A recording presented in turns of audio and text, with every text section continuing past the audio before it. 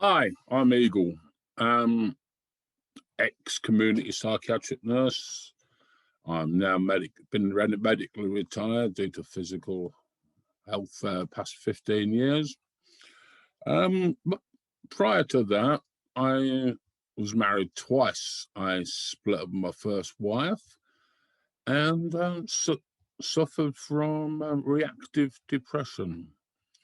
I went to a doctor's, some of the GPs, and the GP told me that all the all the community psychiatrists, nurses he knew, were either alcoholics or on antidepressants. And so I got some antidepressants in the form of Prozac, uh, but spent weeks laying on my sister's bed in her spare room, getting up for meals. I got through it with help of medication and that support of nobody giving me hassle. Let me take my time. I think that's what really helped. And knowing that I was around people that cared about me, but them not hassling me. So I kind of progressed from getting up for meals, and then I'd get up to watch Call My Bluff, which came on early afternoon. So that was my start towards, sort of gently. Um, and I remember one time laying on a bed feeling like praying because I really felt there's nothing I could do. So I felt like praying, but then I stopped myself praying because I was trying to be an atheist at the time.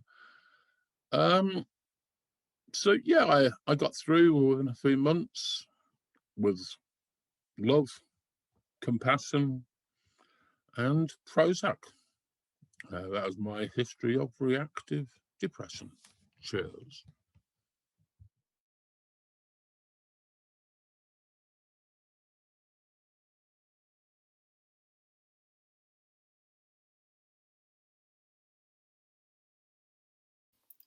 My name's Phil. I'm husband to Claire, father to two wonderful boys, and a superintendent minister in the Methodist Church up in Cumbria. My battles with mental health started at school. Following a rough time, I suffered from depression, which returned almost cyclically, usually when there was a period of great change in life. I found that family life, being married and having the boys, has given me that stability that has helped with my depression, but I've actually found that anxiety has come more to the fore. That's often a general anxiety about day to day life, but manifests more significantly as a health anxiety. And the physical effects of a panic attack or an anxiety attack don't help when it's a heart attack that you're worried about. There have been those times when I've lain awake at night thinking that this really is it. But as well as those kind of significant lows, I know that there's often a head fog, a lethargy that comes with my anxiety. And that impacts on all parts of life, on work, on family life. And I know that the irritability that comes and the effect that has on the boys and on Claire.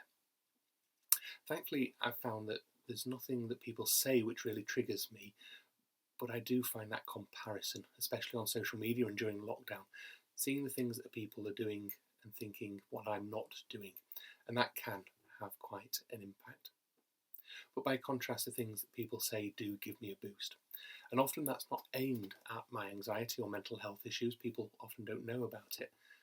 But it's just the words of encouragement, the text, the scripture that might be sent in a text, just those acts of random kindness that can give a real boost. And that's something that we can all do. If we actually imagine that everybody was struggling and we acted accordingly, we sent them kind words and did little things for them, well, if they are struggling from mental health problems, that can give a real boost. On a practical point of view, I found that guided self-help helped me. This was with the NHS. It's not CBT, but it uses similar principles. But it was a space for me to understand what was going on, to see the triggers, and to learn how to respond. And from a faith point of view, it was great knowing that the lad who guided me through the therapy was actually a Christian, but seeing Christ present with me in those darkest times. Times when actually my lethargy has meant that Bible study and prayer have gone out the window, but knowing that Christ is there. A real theme for my faith is light in the darkness. And actually, when it comes to mental health, knowing that small light in the deepest darkness can still shine so bright has really brought me through some of the toughest days. Thank you.